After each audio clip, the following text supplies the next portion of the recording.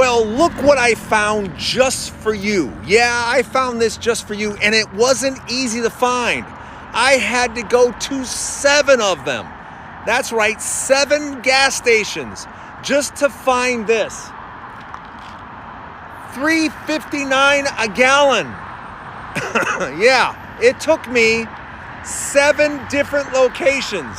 7 different locations to find $3.59. Just down the street there, $3.99, $3.89, $4.04 at the Shell station. So yeah, gas prices right now, who said gas prices are going down? Because they are absolutely positively not going down. I don't know what the price is in your area, but this is the very best I could find. $3.59 a gallon. And like I said, it's gone on the low $3.59 to a high of $4.04. Let me know what the gas price is in your area, but yeah, gas prices going down? Yeah, I don't think so. Like and follow for more.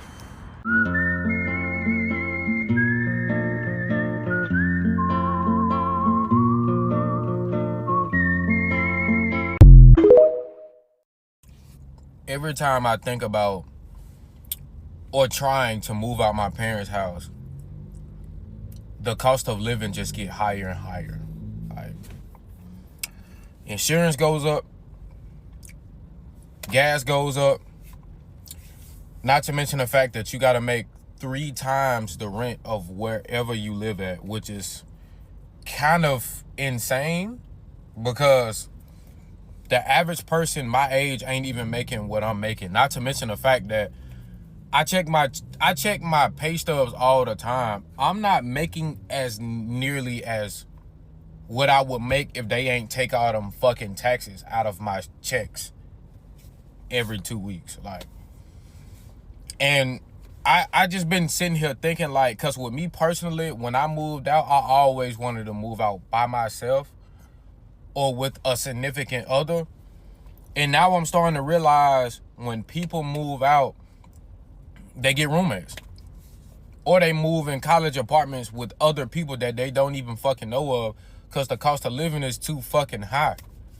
How can I get a house these days? How can I get a house, bro? The average house is like 300 bands, you know what I'm saying? And like the average like monthly cost of it is like $2,500 a month.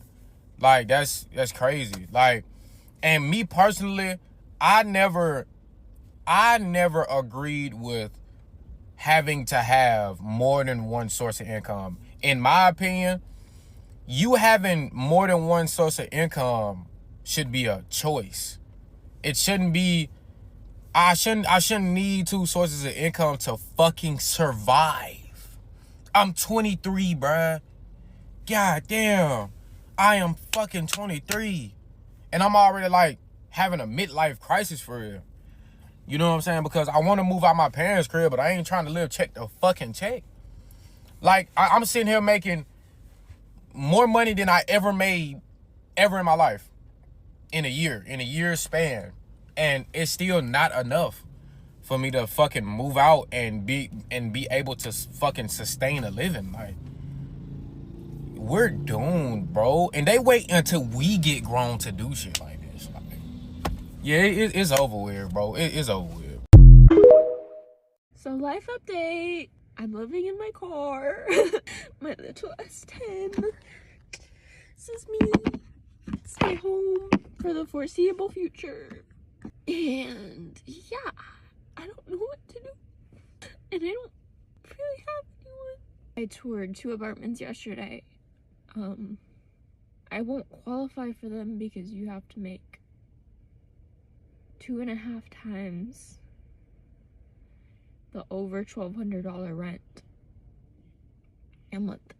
And I don't even make the rent a month. I've never been homeless before. But you know what? This is a really good story. Like, I can only go, I could go down, but like, I'm gonna go up from here. Cause then, like, I'm broke and homeless at 21. But like, that makes for such a good story. When I'm like super successful and rich and like doing so well and have so many people I'm gonna have such a bomb starter story. It's gonna be great. It's gonna be like, I was broke and homeless at 21. And look where I am now. Boom. And it's gonna be amazing. It's gonna be like, wow. Go you. I just gotta make it through this part.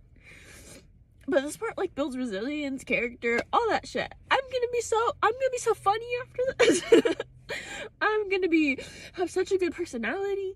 I'm gonna be equipped with so many skills. I'm gonna be so smart, crafty, nifty, and cool and funny. And it's gonna be so good. I just gotta make it through this part. Just checking in, I guess. I mean, life update. I don't. I know you told me you voted for President Trump. What were you hoping that he would do? I was hoping he would did something that made sense regarding the economy, made some kind of progress in bettering, the benefits of being a veteran. But I mean,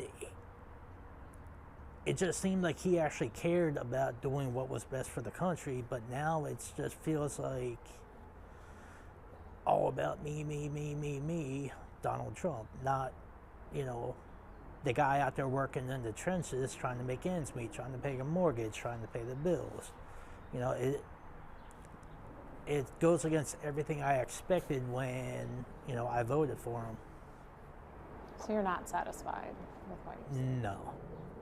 And it doesn't even have to do with anything about me getting fired. I mean, if I had gotten fired as part of the, government, cutting government spending, I would have been fine with that. I can accept that.